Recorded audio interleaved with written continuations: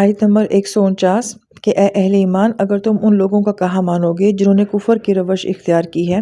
تو وہ تمہیں تمہاری ایڑیوں کے بل واپس لے جائیں گے، پھر تم بالکل نامراد ہو کے رہ جاؤ گے۔ اور آیت نمبر 150 میں اللہ تعالیٰ فرماتے ہیں، حقیقت یہ ہے کہ تمہارا مولا تو اللہ ہے اور وہی سب سے بہترین مددگار ہے۔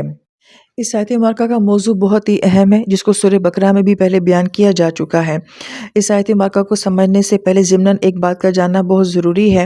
کہ قرآن جب کسی کو کافر کہتا تھا تو گویا کہ وہ اس کی دل کی کیفیت کو جان کے کافر کہتا تھا، تو ہو سکتا ہے کہ بظاہر وہ شخص جو ہے وہ ایمان کا دعویٰ کر رہا ہو مگر اندر سے وہ کافر ہو، تو گویا کہ اس وقت اللہ تعالیٰ جب کسی کو کافر کہتے تھے تو اس کی دل کی کیفیت کو دیکھ کے بھی جو ہے وہ کافر کہا جاتا تھا۔ مگر آج کے دور میں ہم کسی شخص کو اس وقت تک کافر نہیں کہہ سکتے کہ جب تک کہ وہ مکمل طور پہ کافر ڈکلیئر نہ ہو جائے۔ تو گویا کہ اللہ تعالیٰ کا کسی کو کافر کہنا اور ہمارا کسی کو کافر کہنا یہ دو بہت مختلف باتیں ہیں۔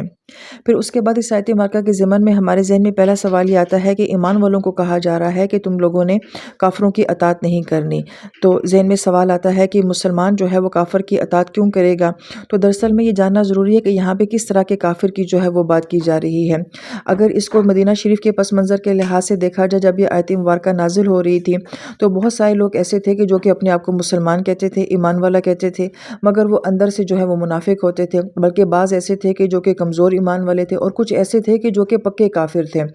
تو مختلف طرح کی کیٹیگریز جو ہیں وہ کفر کی وہاں پہ بیان کی جاتی ہیں، لیکن یہ وہ لوگ ہوا کرتے تھے جو کہ صحابہ کرام کے پاس جن لوگوں نے ابھی نیا اسلام قبول کیا ہوتا تھا تو انہیں ان کے دین کے بارے میں شکوک و شبہات میں ڈالتے تھے، مشکل قسم کے سوالات کیا کرتے تھے اور انہیں کسی طریقے سے اس گلٹ میں مبتلا کرنے کی کوشش کرتے تھے کہ تم لوگوں نے اپنے دین کو چھوڑ کے بہت بڑی غلطی کی ہے۔ تو ایک طرح سے تو یہ کہا جا رہا ہے کہ ایسے کافروں کو جو ہے وہ تم نے فالو نہیں کرنا ہے۔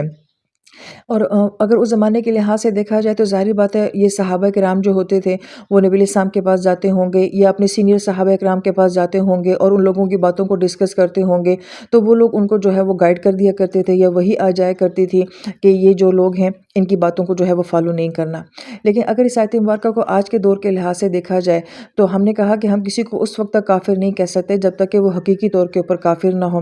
لیکن علماء کرام یہ فرماتے ہیں کہ بالکل ایسا ہی ہے، ہم کسی کو کافر نہیں کہہ سکتے، لیکن بعض اوقات انسان بہت سارے ایسے کام کرتا ہے یا ایسے عقیدے رکھ لیتا ہے کہ جس کی وجہ سے وہ کفر کے بہت قریب ہو جاتا ہے اور ایمان سے جو ہے وہ بہت دور ہو جاتا ہے۔ ایسے لوگ جو ہوتے ہیں وہ معاشرے میں اور وہ اپنا بڑا انفلوئنس بھی رکھتے ہیں اور ایک طرح سے اب یہ یوں کہا جائے کہ یہ ایک سوسائٹی بن چکی ہے، یہ ایک معاشرہ بھی بن چکا ہے جو کہ اسلام سے بیزار ہے، اسلام کے اوپر اعتراض کرتا ہے، اختلافات کی بات کرتا ہے۔ وہ کوئی اور طرح کے لوگ نظر آتے ہیں اور جو دوسرا طبقہ ہے وہ بالکل دوسری طرح کا نظر آتا ہے۔ تو عموماً کیا ہوتا ہے کہ جو لوگ اسلامی بیک گراؤنڈ رکھتے ہیں یا اسلام کے اوپر چلنے کی جو ہے وہ کوشش کرتے ہیں تو وہ ایسے لوگوں سے بہت متاثر ہو جاتے ہیں،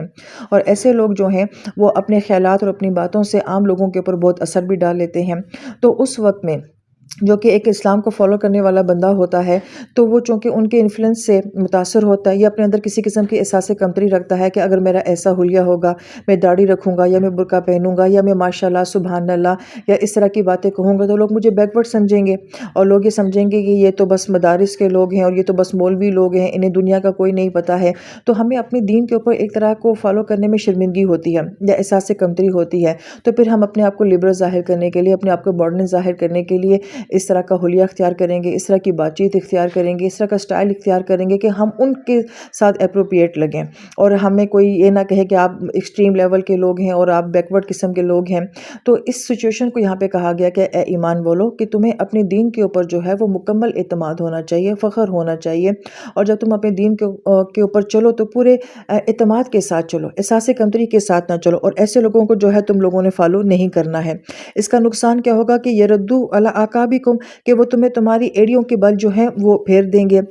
یہاں پہ عقب کا لفظ استعمال کیا گیا ہے۔ عقب جو ہے وہ پاؤں کی ایڑی کو کہا جاتا ہے، اور اس لفظ کے اندر جو امیج ہے وہ یہ ہے کہ جب کوئی شخص میدان جنگ سے بھاگتا ہے تو بھاگتے ہوئے تو یا تو اس کی کمر نظر آتی ہے یا پھر اس کی جو ہے پیچھے سے پنڈلی نظر آتی ہے، ایڑی نظر آتی ہے۔ تو گویا کہ میدان جنگ سے بھاگ جانا، بزدلی دکھانا، یہ امیج جو ہے وہ یہاں پہ دیا جا رہا ہے، اور پھر یہ بھی کہا جا رہا ہے کہ وہ خود میدان جنگ سے نہیں بھاگیں گے مگر تمہیں ایسا کر دیں گے کہ تم میدان جنگ سے جو ہے وہ بھاگ جاؤ گے، کیونکہ آیت مبارکہ یہی کہہ رہی ہے نا کہ وہ تمہیں جو ہے اس میدان جنگ سے جو ہے وہ بھگا دیں گے۔ گے۔ تو بالکل یہی بات ہے کہ وہ خود جس طرح کی سوچ پہ، جس طرح کے عقیدے پہ یا جو بھی ان کے خیالات ہیں وہ اس کے اوپر تو قائم رہیں گے، مگر تمہیں تمہاری سوچ میں، تمہیں تمہارے عقیدے میں، تمہیں تمہارے ایمان میں جو ہے وہ ڈگمگا دیں گے، اور تم جو ہے وہ اپنے دین سے بہت دور جو ہے وہ چلے جاؤ گے۔ اور اگر خدا نہ خواستہ ایسا ہوگا تو پھر کیا ہو جائے گا؟ تم خاسرین ہو جاؤ گے، اور خسارہ ایسے نقصان کو کہا جاتا ہے جس کی تلافی کرنا ناممکن ہوتا ہے۔ اس لیے پھر اگلی آیت مبارکہ میں کہا گیا کہ یاد رکھنا کہ تمہارا مولا جو ہے وہ تو اللہ ہے۔ یہاں پہ پہلا لفظ مولا کو جو ہے وہ استعمال کیا گیا ہے، اور علماء کرام یہ فرماتے ہیں کہ آیت کے آخری حصے میں جو ہے وہ پھر نصرت کا لفظ جو ہے وہ استعمال کیا گیا ہے کہ اللہ ہی ہے جو کہ بہترین ناصرین ہے۔ تو یہ ایک دو طرح کے تعلقات ہیں جو انسان کے اللہ تعالیٰ کی ذات کے ساتھ ہوتے ہیں۔ مولا کا تعلق جو ہوتا ہے یہ دل کی دوستی کا تعلق ہوتا ہے، دل کی محبت کا تعلق ہوتا ہے، ولایت کا تعلق ہوتا ہے۔ تو یہ ہمارے اندر کا تعلق اللہ تعالیٰ کی ذات کے ساتھ ہوتا ہے۔ اور یہاں پہ جو مضمون بیان کیا جا رہا ہے اور اس میں یہ تعلق ہونا بہت ضروری ہے کہ جب ہم پورے اعتماد، پورے یقین کے ساتھ اللہ تعالیٰ کے ساتھ محبت اور دوستی کے تعلق کے ساتھ ہوں گے تو پھر ہمیں باہر سے کوئی ایک دم جو ہے وہ متاثر نہیں کر سکے گا۔ کسی کی سوچ، کسی کا عمل، کسی کی رائے، کسی کا اختلاف جو ہے وہ ہمیں متاثر نہیں کر سکے گا۔ تو ایک تعلق کی یہ بات کی گئی ہے کہ تمہارے اندر کا تعلق جو ہے وہ اللہ تعالیٰ کی ذات کے ساتھ بہت مضبوط ہونا چاہیے کہ تمہیں پورا یقین ہو کہ تمہارا اصل مولا صرف اللہ ہی ہے۔ لیکن ساتھ ساتھ ہم انسان ہیں، ہمیں باہر کی سپورٹ کی بھی ضرورت ہوتی ہے، تو اس کے لیے پھر دوسرا لفظ کیا لایا گیا؟ وہ ناصرین کا لفظ لایا گیا، اور نصرہ کہا جاتا ہے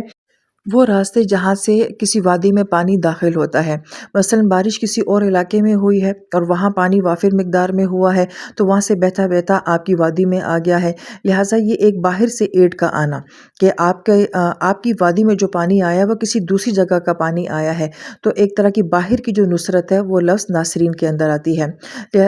یہاں سے جو ہمیں امیج دیا جا رہا ہے وہ کیا دیا جا رہا ہے کہ انسان کو اندر کی طاقت بھی بہت چاہیے ہوتی ہے، مگر اس کو ساتھ ساتھ باہر کی سپورٹ بھی چاہیے ہوتی ہے۔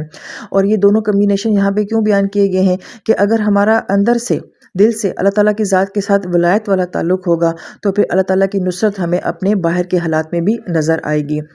اور اگر ان دونوں الفاظ کا تعلق جو ہے وہ آیت مبارکہ اور اس کے مضمون کے ساتھ دیکھا جائے تو ہمیں اپنے دین کے اوپر اعتماد کے لیے، کامل یقین کے لیے اور ثابت قدم رہنے کے لیے اللہ تعالیٰ کے ساتھ ایک اندر کے تعلق کی بھی ضرورت ہے، اور ہمیں اللہ تعالیٰ کے ایک باہر کی سپورٹ کی بھی اشد ضرورت ہوتی ہے۔